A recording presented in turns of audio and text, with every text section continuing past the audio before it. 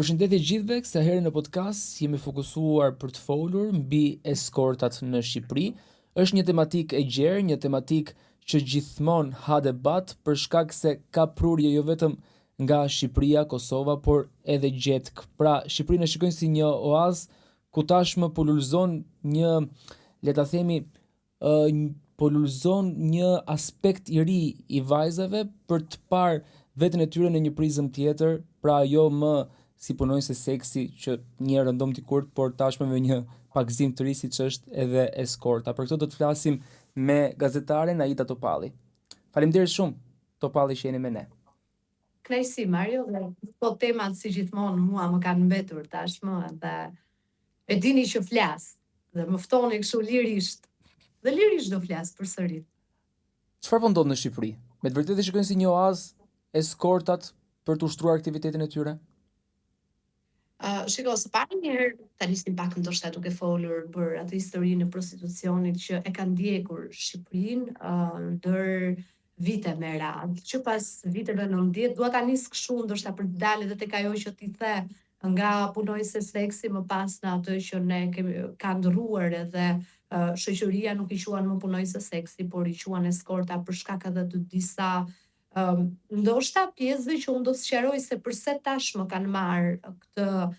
emërtim të ri dhe emërtim modern. Historia e prostitucionit në Shqipëri nuk është e re, është një histori që të paktën ka lulëzuar, le të themi, në atëherë kur nisi edhe eksodi i shqiptarëve për të shkuar jashtë vendit, ku për fat keq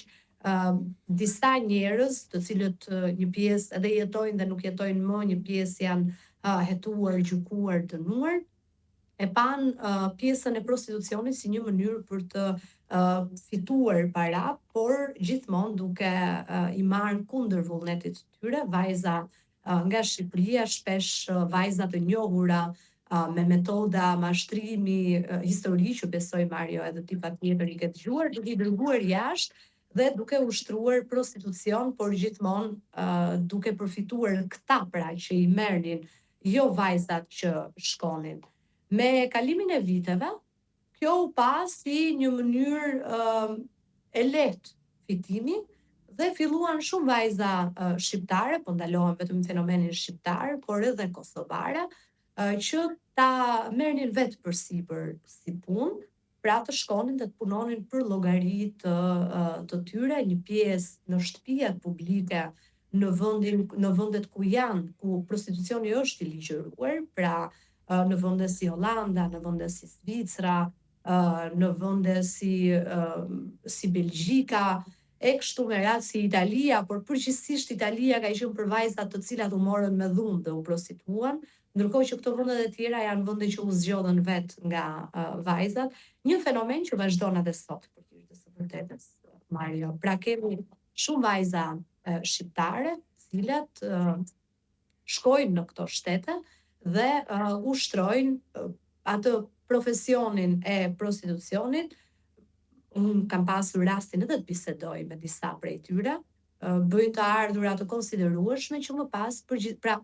zgjedhin një periudhë, le të themi 2-3 vjeçare, ndoshta edhe 5 vjeçare për ta ushtruar si profesion, bëjnë ato paratë e tyre, vinë, investojnë në Shqipëri dhe pastaj vazhdojnë jetën krejt normalisht, pra pa u bërë ato që ne do të flasim, pa u kthyer në eskorta. Nga ana tjetër, ka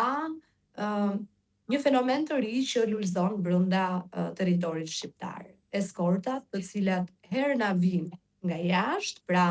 na vinë nga vende si Kolumbia, nga vende si Ekuadori, nga vende të tjera të Bashkimit Evropian, nga vende të tjera të Ballkanit, dhe hapin faqe online, tashmë të njohura edhe nga sektori i dedikuar në policinë e shtetit, që është sektori i trafiqeve, dhe ofrojnë aty shërbime jo vetëm seksuale, por edhe shërbime shoqërimi. Prandaj jemi në një term të ri, pra në termin eskort. Nuk kemi të bëjmë më, sepse quhej prostitucion, pasi kishte një vend të dedikuar për këto vajza, Mario, ku shkonin klientët tek ata. Ndërkohë sot nuk flasim më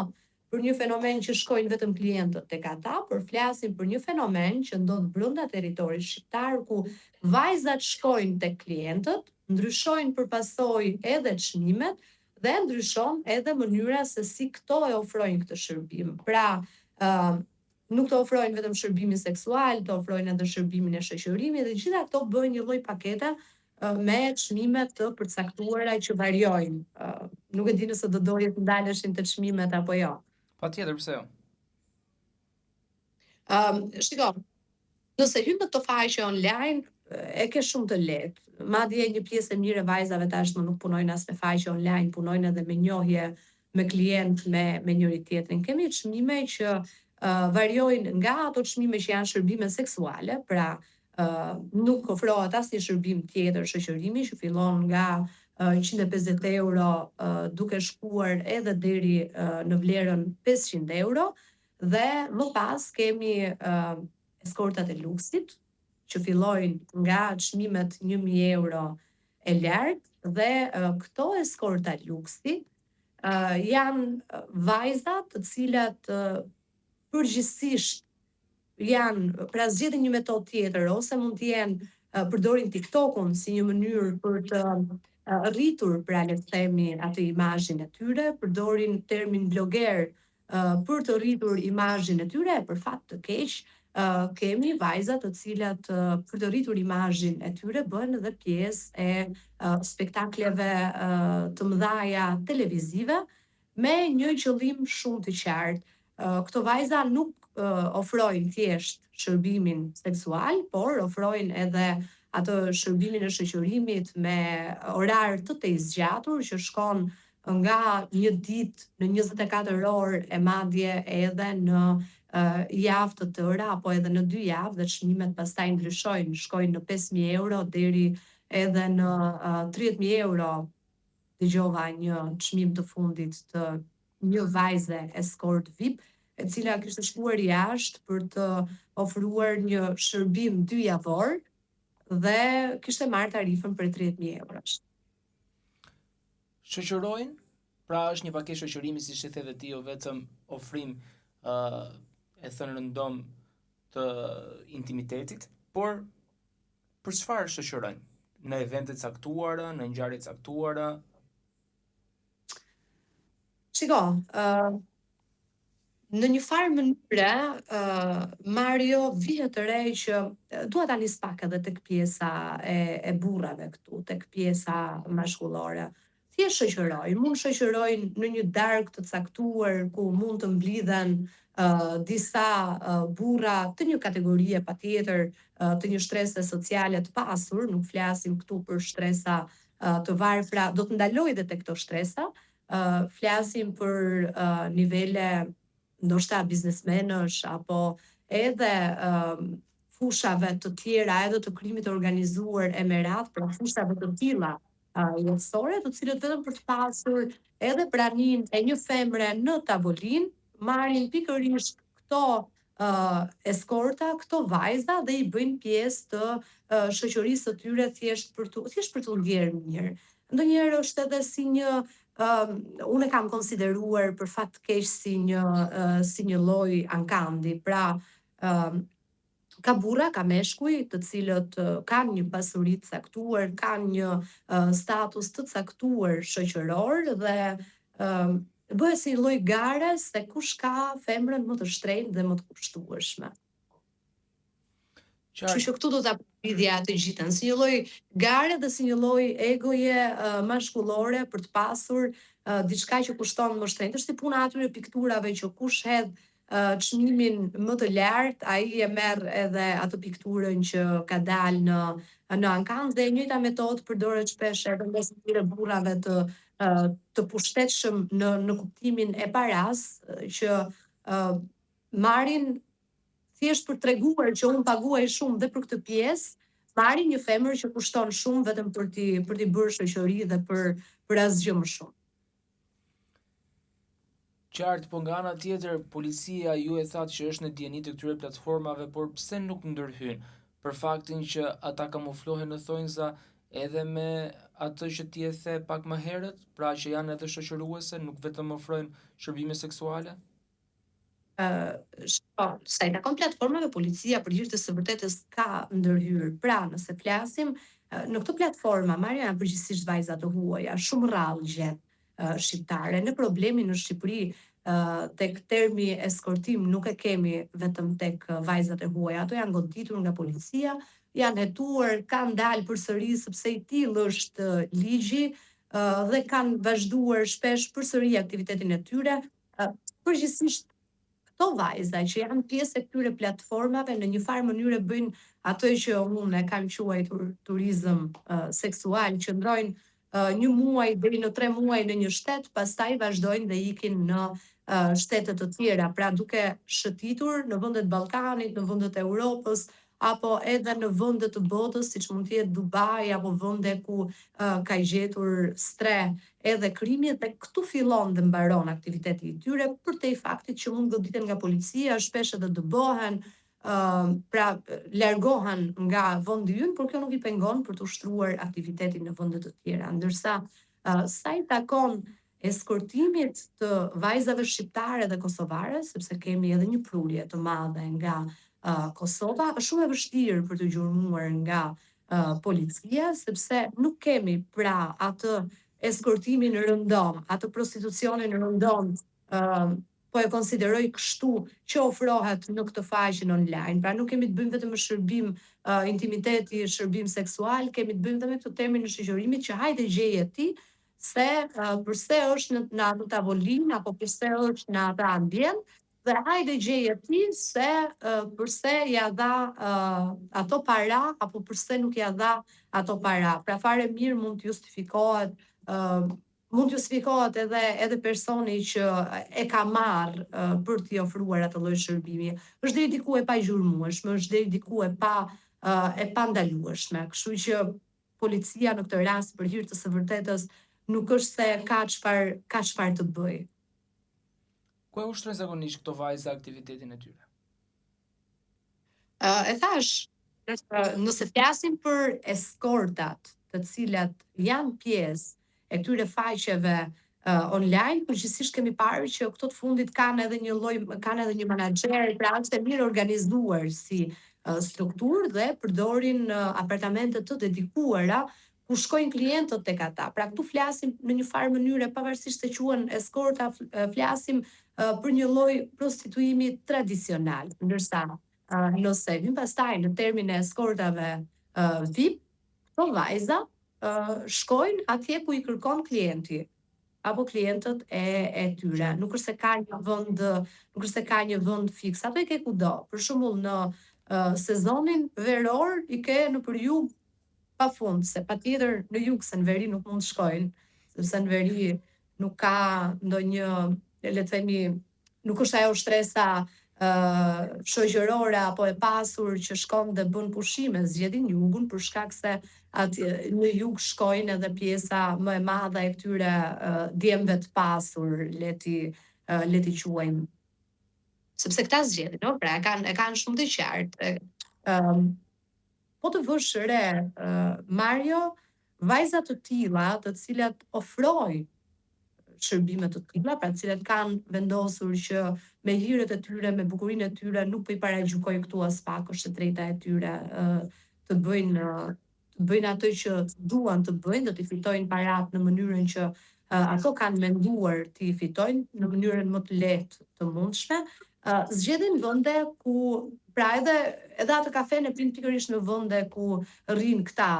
njerëzit e pasur. Nuk i gjen ato tek kafja e lagjes apo tek një kafe e zakonshme. Është shumë e vështirë. Dhe kjo është edhe një lloj mënyre për të piketuar, le të themi, klientët e tyre. Qartë, por kanë ndikuar faktorët ekonomik, faktorët social tek këto vajza për të ushtruar këtë lloj aktiviteti? Është çështje faktori ekonomik, është çështje mundësie, është çështje se çfarë ne ofrojmë, se çfarë mesazhesh ne përcjellim. Kur them ne, po i përfshi gjithë këtu, se çfarë i japim prioritet, qoftë nëpër televizione, qoftë në rrjetet sociale, qoftë në trajtimin e tematikave të përditshme. Nëse ti jep prioritet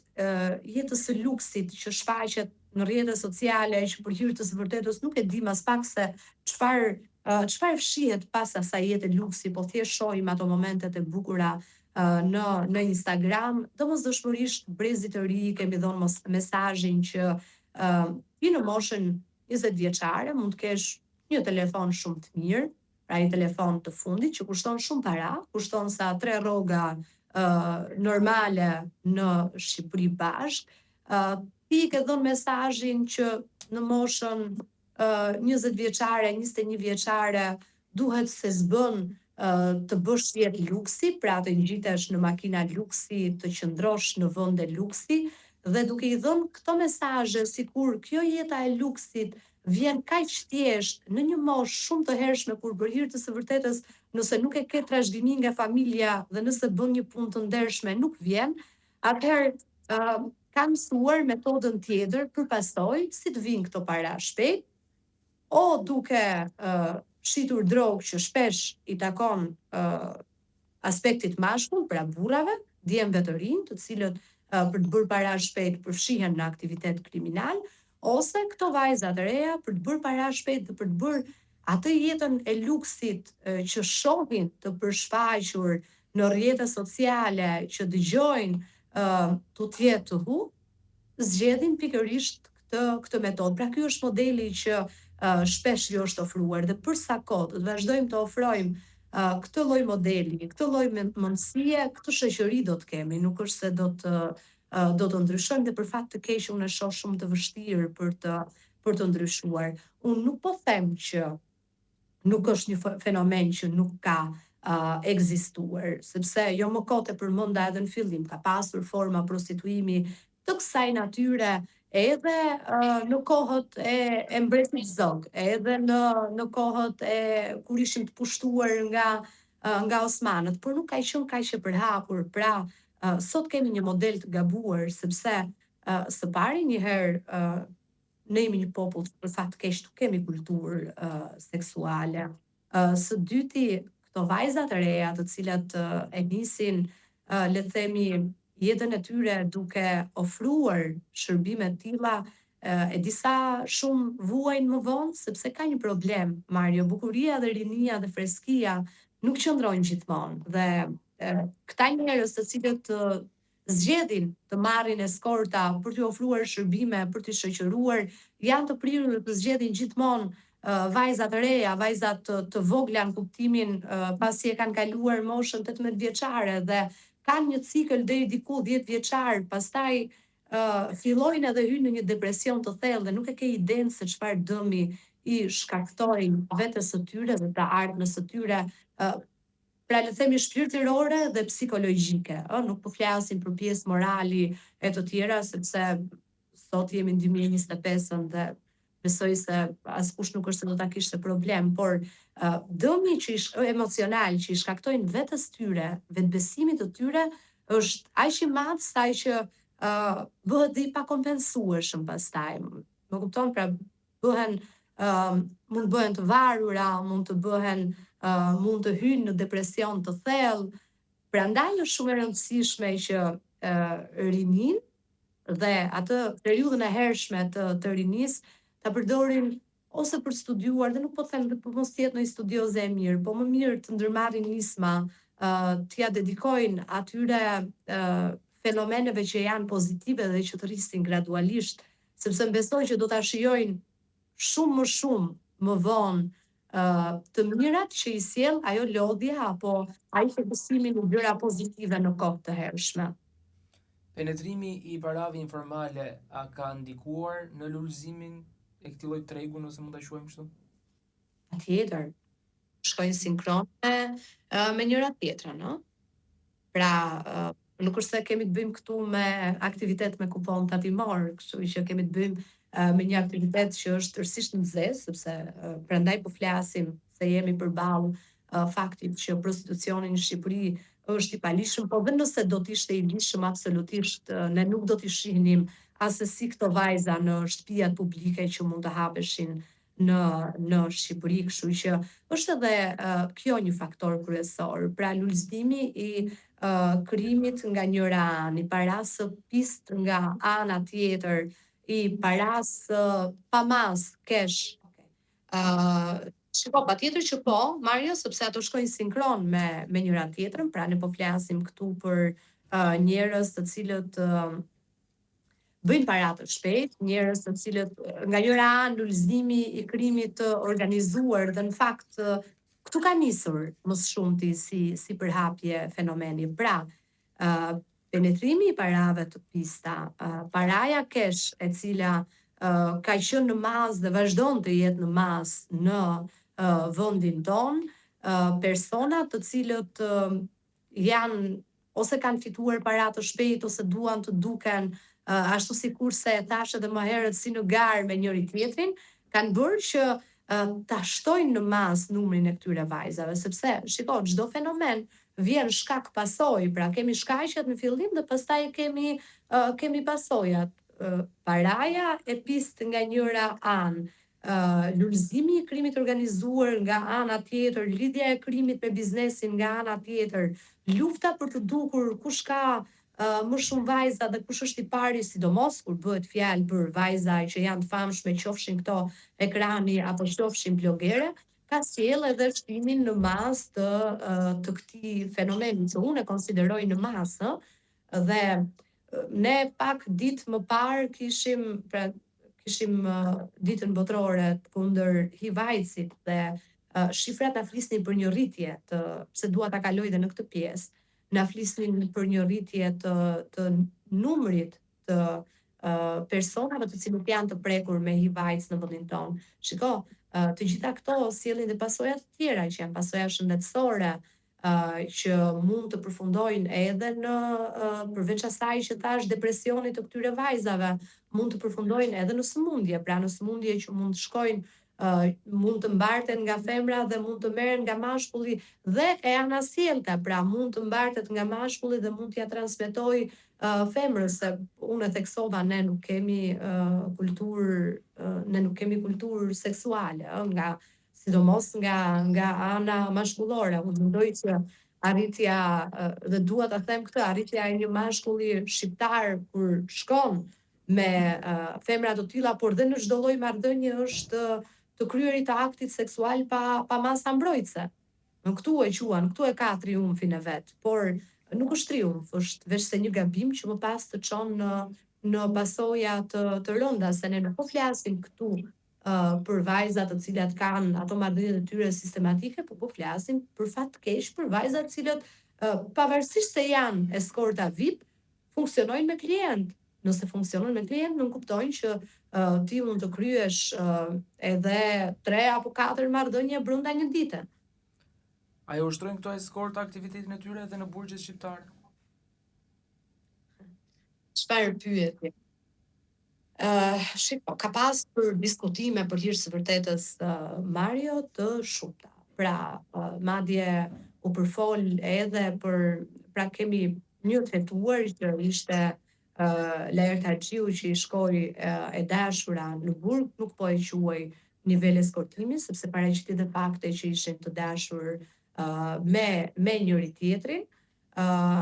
Kishim pastaj edhe një diskutim për një takim të bërë në burgun e Reçit, por që më pas të paktën nga informacionet dhe nga bisedat që unë kam pasur, rezultoi që të mos kishim të bënim me një takim intim, por të kishim të bënim me një takim të zakonshëm në dhomat e zakonshme të takimeve në ambientet e burgut të Reçit. Kjo nuk do të thotë që nuk ka pasur tentativa, por shkëmbime parash brenda në burg nuk ka. Pagesat mund të kryen jashtë, po brenda në burg nuk ka. Kjo është pak po e sigurt. Ose shiko, ka diçka tjetër, Mario. Unë nuk e theksova që kjo ka ardhur si pasojë e krijimit të organizuar që i merr këto vajza. Pra, ose kanë pasur kontakte të më përparshme në momentin që kanë qenë jashtë, ose shpesh përdoren edhe si, le të themi, forma, pra ka një tentativë si forma dhuratash nga ata të cilët janë jashtë për ata të cilët janë brenda. Por asesi nuk nuk do doja të mendoja këtu që se për shembull për ata që janë të paraburgosur nuk lejohen takimet speciale, ndërsa për ata që kanë vendim të formës së prerë lejohen takimet speciale, por ose me bashkëshorten ose me bashkëjetuesen, por që duhen paraqitur prova të forta. Por historia ka treguar që ka ndodhur, pra me rastin e Lert Haxhiut tregoi që ndodh edhe në rastet kur nuk është bashkëjetuese, pra mund të falsifikohen dokumente, kështu që nuk përjashtohet si mundësi, vetëm e ritheksoj një gjë është e sigurt që pagesa nuk kryhet brenda në burg. Qartë, dhe një pyetje të fundit, Aid, cili është kufiri ndarës mes shfrytëzimit të mundshëm dhe vetofrimit të këtyre vajzave? Atëherë, kufiri ndarës është në momentin që nuk kanë një menaxher. Pra, këto vajza për cilat po flisja, klientët të tyre i gjejnë vet ose me të njohur, por me vullnet të plot, ndërsa vajza dhe përfitimi, pra parat që këto vajza marrin i mbajnë të gjitha për vete dhe nuk i ndajnë me njëri. Ndërsa në momentin që kemi të bëjmë me këto eskortat të cilat vinë me menaxher apo vinë si pjesë e këtyre faqeve që janë online, funksionojnë me përqindje dhe ndajnë parat dhe i japin llogarit dikujt. Pra i përgjigjen një platforme. Kjo është vija ndarëse mes njëra tjetrës, por në asnjë moment nuk kemi të bëjmë me shfrytëzim prostitucioni. Pra nuk kemi të bëjmë me një lloj marrjeje me dhunë për ta ushtruar këtë profesion, por kemi të bëjmë me dëshirë nga të gjitha palët, që mënyra e përfitimit dhe mënyra e organizimit ndryshon. Qartë, Aida, faleminderit shumë që ishe me mua në këtë hapësirë. Hapësirë, përshëndes.